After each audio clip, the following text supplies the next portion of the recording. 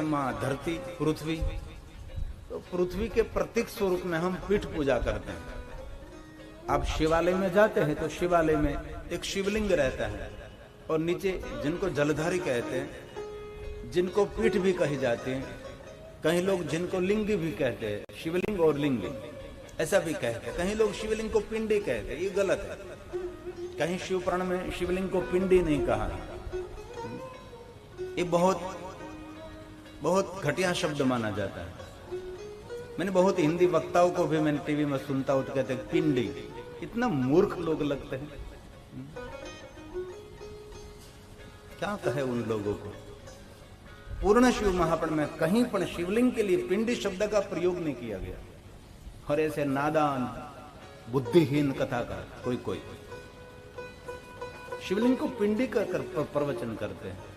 एक श्लोक तो मुझे दिखाओ कि कहीं शिवलिंग को पिंडी कहा है। ये निराकार का प्रतीक है। ये भगवान शंकर की आत्मा मानी जाती है, तो आत्मा को पिंडी कहते हैं आप। भगवान महादेव के लिए शब्द प्रयोग करने से पहले बहुत सोचना चाहिए। शिवलिंग समग्र ब्रह्मांड का प्रतीक है, ये कोई पिंडी नहीं है, ये ब्रह्मांड का प्रतीक है।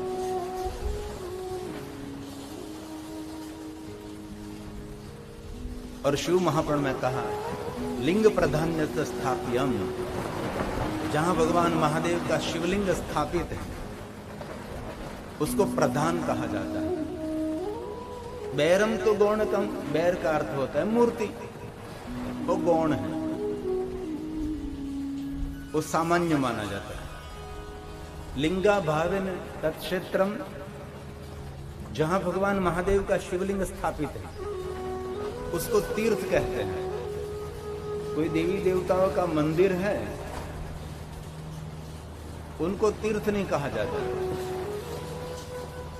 लेकिन जहां भगवान महादेव का शिवलिंग स्थापित है उसको तीर्थ कहा जाता है। आपके हजीरा गांव का जो सोमेश्वर महादेव है उसको तीर्थ कहा जाता है, क्योंकि भगवान महादेव निराकार लिंग स्वरूप में विराजमान है। इसलिए शिव महापुराण में कहा लिंगा भावेन तत्क्षेत्रम। क्षेत्र क्यों कहा जाता है? सबे मपि सर्वत्र, वहां सभी देवी देवता तीर्थ એટલું ઇકોનો રખે वहां निवास करते हैं। કેટલો डबल आवाज आ रहा है। विश्व के सभी देवी देवता और बेज थोड़ो घाटो आवाज रखो। जहां भगवान महादेव का शिवलिंग विराजमान वहां वो निवास करते। इसलिए कोई मनुष्य भगवान महादेव का निराकार लिंग स्वरूप का पूजन करता है, उस मनुष्य को विश्व के सभी देव देवी ग्रहों नक्षत्र सभी पितृ सबकी पूजा का फल एक शिवलिंग की पूजा से मनुष्य मात्र को प्राप्त होता है। इसलिए याद रखिए, मूर्ति पूजा प्रधान नहीं है, शिवलिंग पूजा प्रधान है। इस धरती पर, इस पृथ्वी पर कोई भी देवी देवताओं की मूर्ति की हमने कल्पना नहीं की थी, तब हम निराकार लिंग स्वरूप की पूजा करते थे ना। बाद में मूर्ति की कल्पना की गई है। और एक बात बहुत याद रखिए, हमारी हिंदुओं की सनातनियों की मूर्ति पूजा परंपरा नहीं है। जो हमारी परंपरा मूर्ति पूजा हो तो पूरे भारत में सभी मूर्ति एक समान लगनी चाहिए। मूर्ति मानव के मन की उपज है, जिनको जो ठीक लगे वैसी मूर्ति बना दी। देखो हमारे गुजरातियों की मूर्ति अलग दिखाई देती है, कभी बंगाल में जाना बंगाल की मूर्ति अलग दिखाई देती है, कभी दक्षिण भारत में जाओ आप मूर्ति गणवेश पैरवेश सब कुछ अलग है। क्योंकि जिनको जो ठीक लगे, जिनके मन में जो विचार उत्पन्न हुआ वो मूर्ति बना दी। और जहां देखो वहां मूर्ति मूर्ति मूर्ति मूर्ति मूर्ति मूर्ति मूर्ति।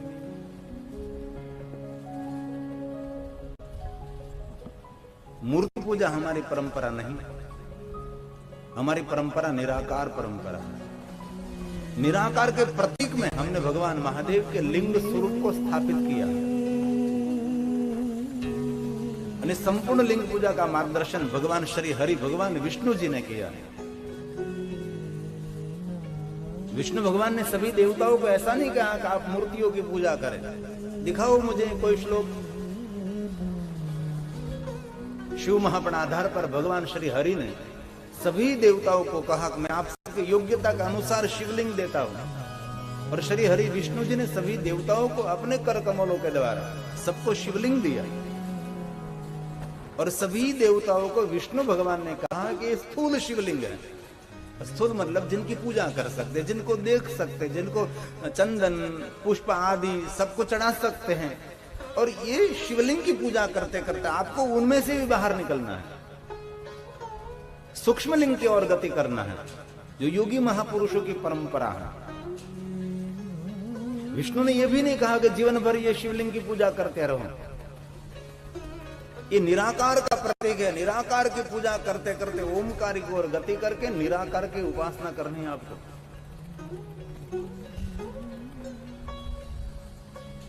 लेकिन वर्तमान युग में तो देखे तो एक सनातन कटला विभाजन, एक सनातन कटले विचारक, एक सनातन कितने संप्रदाय के धर्मगुरु, कितने आचार्य जी, कितने विचारधारा, क्या क्या उनको मानने वाला ये नहीं मानना, ये मानने वाला ये नहीं मानना।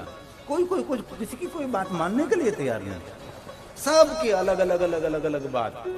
और बहुत सारे पढ़े लिखे हमारे हिंदुओं के युवक युवतियों भ्रमित हो रहे हैं, हम किसको माने, हम कहां जाए। और शिव महापुराण आधार पर जो हम देखे तो कोई अवतार परंपरा नहीं थी, कोई मूर्ति परंपरा नहीं थी, कोई संप्रदाय की परंपरा नहीं, कोई विचारों की परंपरा नहीं। तब वेद आधारित हम निराकार प्रतीक स्वरूप शिव की पूजा करते करते हम ओमकार की ओर गति करते थे। ये हमारी मूल परंपरा थी। भारत देश के लिए गौरव है। सभी गांवों में, सभी शहरों में, सभी नगर में, सभी महानगर में आपको शिवालय देखने को मिलेगा। जो हमारी मूर्ति पूजा, सभी देवी देवताओं की मूर्ति हर गांव में होना चाहिए। जितने भारत में देवी देवता है, सभी देवी देवताओं की मूर्ति हर गांव में होनी चाहिए, क्योंकि हमारी परंपरा नहीं है। इसलिए हर गांव में शिवालय है। कोई छोटा सा गांव होगा, वहां भी शिवालय होगा, भले छोटा शिवालय, कहीं बड़ा शिवालय। हमारे सभी सप्तगंगाओं के तट पर भगवान महादेव के शिवलिंग विराजमान है, मूर्तियां विराजमान है। मूर्ति नहीं है कहीं, शिवलिंग, शिवालय शिवालय शिवालय। पूरा तापी मैया का तट, इस तट पर, सामने के तट पर पूरी तापी मैया का तट लिंगों से भरा है, मूर्तियों से नहीं। पूरा समंदर का किनारा शिवलिंगों से भरा है, मूर्तियों से नहीं। सभी गंगा का, नर्मदा का किनारा लिंगों से भरा है, मूर्तियों से नहीं। इसलिए मैं कहना ये चाहता हूं कि हमारी सनातन परंपरा शिवलिंग पूजा की परंपरा है। ब्रह्मा और विष्णु ने मूर्ति पूजा का प्रारंभ नहीं किया है। इस बात का कोई खंडन नहीं कर सकते, इस बात को कोई काट नहीं सकते। जो मैं बोल रहा हूं, जो मैं कह रहा हूं, ब्रह्मा और विष्णु हमारे प्रधान हैं, हमारे त्रिदेवता, हमारे प्रधान देवता माने जाते हैं। 33 करोड़ देवताओं की बात सुनो, 33 देवताओं की बात छोड़ो, हमारे 3 देवता हमारे प्रधान हैं। ब्रह्मा हमारे सर्जक है, विष्णु हमारे पोषक है, और शंकर हमारा रक्षक है।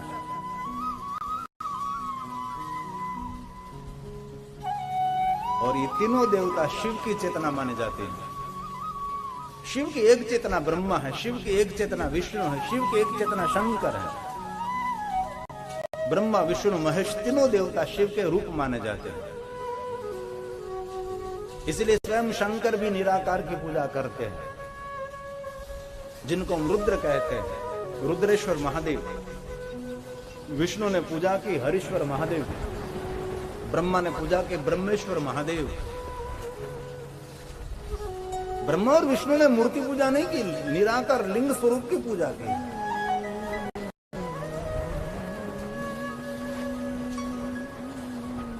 और लिंग पूजा का पहला दिन, जिनको हम शिवरात्रि, महाशिवरात्रि कहते हैं। महाशिवरात्रि भगवान शिव का जन्म दिवस नहीं है। महाशिवरात्रि भगवान शिव जी के विवाह और लग्न का दिन नहीं है। कई लोग तो महाशिवरात्रि का दिन शिव पार्वती के विवाह का दिन मनाते हैं। इतनी मूर्खता, इतनी घटिया मूर्खता। गुजरात में तो हम नहीं मनाते, लेकिन गुजरात से बाहर बहुत सारे राज्यों में महाशिवरात्रि को भगवान शिव जी के विवाह का दिन मनाते हैं। कितनी नादानियत, कितनी नासमझी, कौन समझाएंगे इस लोगों को। निरंतर आस्था में कथा देने का हमारा हेतु यह है,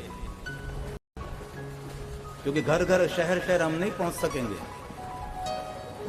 इसलिए आस्था टीवी के माध्यम से हम घर घर तक इस सच्चा संदेश पहुंचाने का प्रयास करते हैं। कभी कल्पना करें 180 देश की, एक राज्य की कल्पना करें, कितने टीवी होते। ये कथा हमारे लाखों लोग नहीं सुनते, ये लोग करोड़ों लोग सुनते हैं। हम करोड़ों लोग तक ये संदेश पहुंचा रहे हैं। ये हमारा पुरुषार्थ। एक छोटे से गांव में रहकर देखो, एक छोटा सा हजीरा गांव में रहकर ये संदेश हम 180 देश में यहां बैठकर पहुंचा रहे हैं।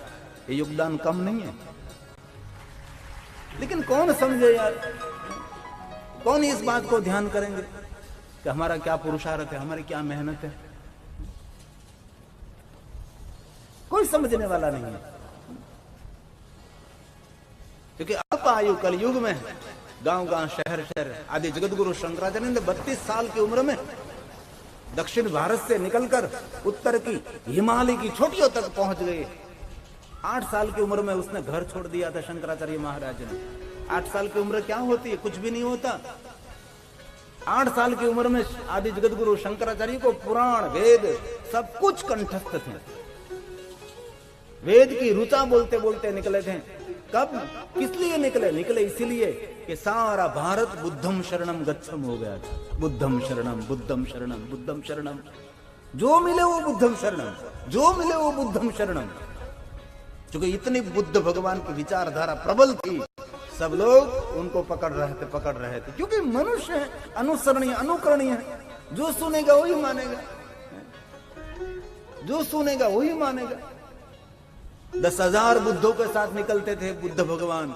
जहां जाते वहां पूरा पूरा वातावरण बदलकर बुद्धम शरणम गच्छामि हो जाते सब लोग। ये पूरा राजा, रजवाड़ा, महाराजा, बड़े बड़े राजा बुद्धम शरणम करने लगे थे। तब शंकराचार्य निकले 8 साल की उम्र में, शिवम शरणम गच्छामि, शिवम शरणम गच्छामि। और आज ये शिव परंपरा जीवंत है, तो यश आदि जगत गुरु शंकराचार्य को जा रहा है। आज हम शिव शिव शिव शिव शिव कर रहे हैं। ये यश किसको? आदि जगत गुरु शंकराचार्य को यश मिलना चाहिए। उसका योगदान है शंकराचार्य महाराज का। और ये शंकराचार्य महाराज की परंपरा महम है। मैं कोई बनी बैठा वो साधु नहीं है भाई। मुझे कोई काम नहीं था इसलिए मैं बाबा जी बन गया, ऐसा कुछ भी नहीं है। हमारी परंपरा शंकराचार्य है। जैसे आप खलासी, जैसे आप टंडेल हैं, जैसे आप आहिर हैं, आप पटेल हैं, तो मैं 10 नाम आदि जगत गुरु शंकराचार्य हमारी परंपरा है। हमारा पूरा समाज है। गिरी, पूरी, भारती, वान, अर्ण, तीर्थ, सागर, सरस्वती हमारा काम है। शिव धर्म का प्रचार प्रसार करना और शिव धर्म की रक्षा करना, वही 10 नामों की परंपरा है। आदि जगत गुरु शंकराचार्य की हम परंपरा में, ये हमारा रोज का काम है कि लोगों तक शिव की बात, सच्ची बात, महादेव की बात पहुंचाना हमारा काम। हम जय श्री कृष्ण नहीं बोलते, हम ओम नमो नारायण बोलते, क्योंकि 10 नामों की परंपरा ओम नमो नारायण है। क्योंकि विष्णु भगवान स्वयं शिव के परम भक्त माने जाते हैं। ये विष्णु की परंपरा के अनुसार हम नारायण बोलते हैं। तो आदि पूजा, मूल पूजा, पहली पूजा, श्रेष्ठ पूजा, सर्वोपरि पूजा भगवान महादेव के निराकार लिंग स्वरूप की पूजा है। बाद में मूर्ति मूर्ति मूर्ति मूर्ति, कितनी मूर्ति, एक मंदिर में कितनी मूर्ति। अब तो भगवान कम पड़ गए,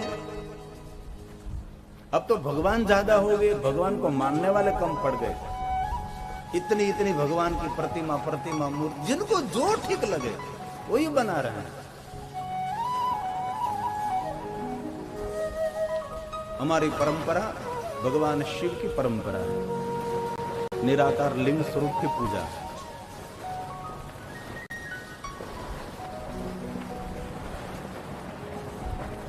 तो ये बात याद रखें, हम केम कथा करिए, न करो खकड़ाट ढोकड़ाट खकड़ाट ढोकड़ाट थाकी जाओ यार, नहीं કે ગાવું નથી, બોલવું જ છે ન કરો।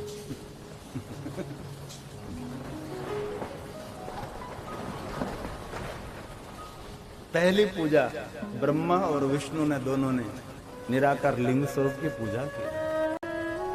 ये लिंगाष्टक की पंक्ति है। इनमें जो परम शिव भक्त हो गए उसको पता होता है कि लिंगाष्टक क्या है। कई लोगों तो लिंगाष्टक की क्या बात करे, कथा क्या है वो भी पता नहीं, कथा का वास्तविक स्वरूप क्या है उनको भी पता नहीं होता। लिंगाष्टक का अर्थ है 8 पंक्तियों के द्वारा लिंगों की महिमा, उनको कहते हैं लिंगाष्टक। 8 क्यों है? शिव जी की मूर्ति 8 हैं, अष्टमूर्ति शिव कहते हैं ना।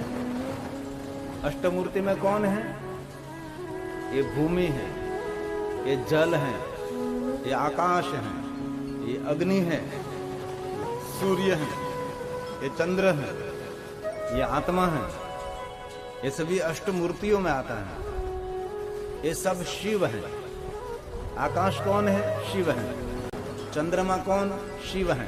सूर्य नारायण कौन है? शिव है। पृथ्वी शिव, जल शिव, आत्मा वो भी शिव है। आप गिनती करो तो उसको अष्टमूर्ति कहा जाता है।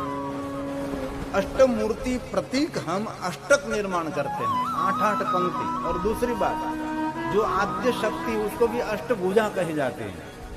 अष्टभुजा 8 हाथों वाली माता, 4-4-4, इसलिए अष्टक। तो ये लिंगाष्टक है।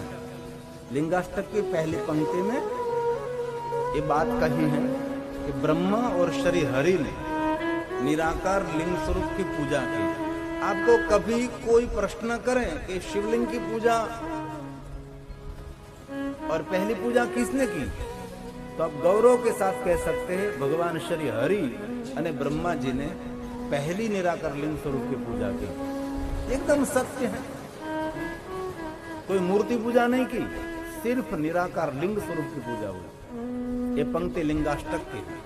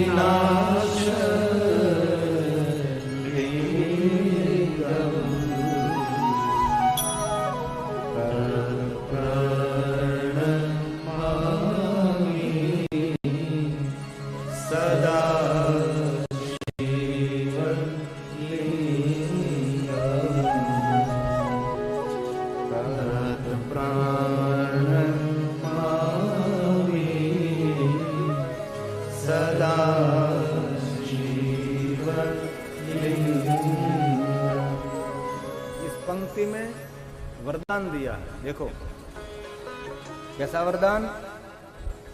कोई निर्मल होकर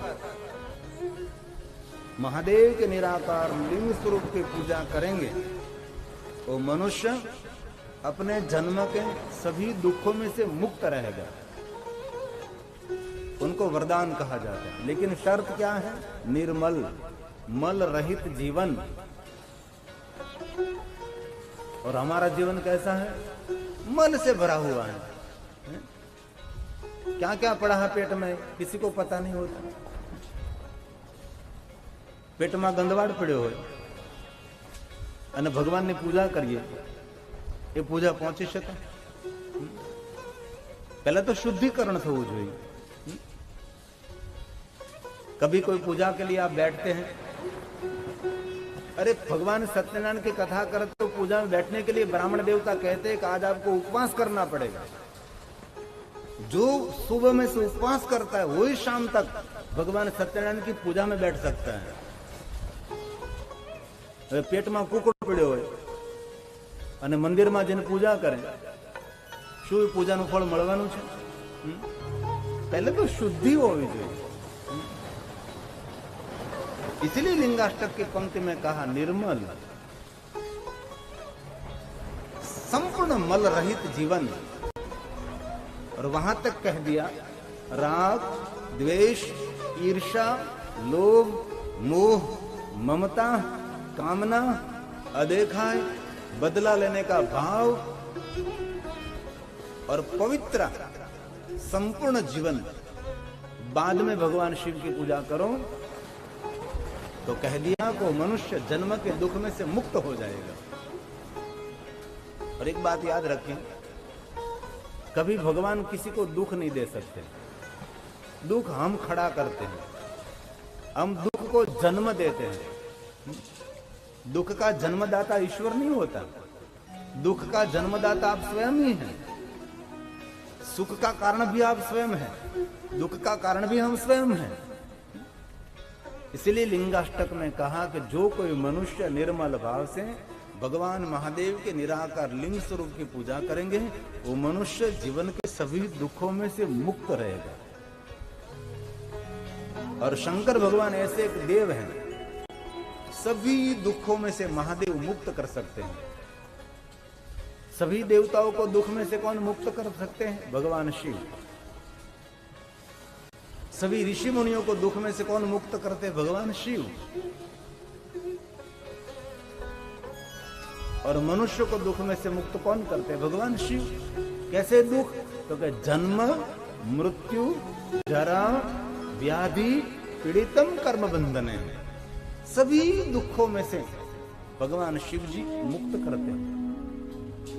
ये मुक्तिनाथ है, मुक्तेश्वर महादेव है। मुक्ति का अर्थ होता है बंधनों में से छुटकारा। हम मुक्ति शब्द सुनते हैं तो हम क्या सोचते हैं कि मरने के बाद जो गति मिलती है उसको मुक्ति मानते हैं। वो तो पूर्ण विराम है, वो तो खत्म हो गया। पंचभूतों में पंचभूत मिल गए, वहां कोई मुक्ति मुक्ति कुछ भी नहीं हुआ। शरीर छूट गया, आपको जला दिया, अग्नि में अग्नि मिल गया, जल में जल मिल गया, पृथ्वी में पृथ्वी मिल गया, आकाश में आकाश मिल गया, खत्म। क्या मुक्ति रही? मुक्ति का अर्थ है बंधन में से छुटकारा, उसको कहते हैं मुक्ति। कर्जे में से मुक्ति, रोग में से मुक्ति, बंधनों में से मुक्ति, शत्रुओं के त्रास में से मुक्ति, राग द्वेष ईर्षा से मुक्ति। इस एंगल में मुक्ति शब्द को समझना है। और हर व्यक्ति बंधन से मुक्त होना चाहता है, हर व्यक्ति दुखों से मुक्त होना चाहते हैं। तो दुनिया में एक भगवान शिव ऐसे हैं मुक्ति दे सकता है, स्वयं मुक्त है ना। बंधे से बंधे मिला, छुड़ाने का क्या उपाय? कर सेवा निर्बंध की तो पल भर में छुड़ाए। जो बंधा हुआ है उसको कहो भाई मुझे बंधन से मुक्त कराओ, तो स्वयं बंधा हुआ है। विश्व में एक शिव ऐसे देव हैं जो सभी बंधनों से मुक्त हैं। शिव के पास कोई जन्म का बंधन नहीं, शिव के पास कोई मृत्यु का बंधन नहीं, क्योंकि शिव अजन्मा है, शिव मृत्युंजय है। एक देव तो मुझे दिखाओ पूरे ब्रह्मांड में से जो देव मृत्युंजय हो। एक शिव ऐसा देव है जो मृत्युंजय है। और कोई देव को मृत्युंजय कह सकते हैं आप? कोई नहीं कह सकता। कोई देव को महाकाल कह सकते हैं आप? कोई नहीं कह सकता। मेरे शिव को आप महाकाल कह सकते। क्यों महाकाल? क्योंकि काल वहां स्थगित हो गया, स्तंभित हो गया, स्थिर हो गया, वहां काल नहीं है। शिव की दुनिया में कोई प्रातः काल नहीं, शिव की दुनिया में कोई मध्याह्न काल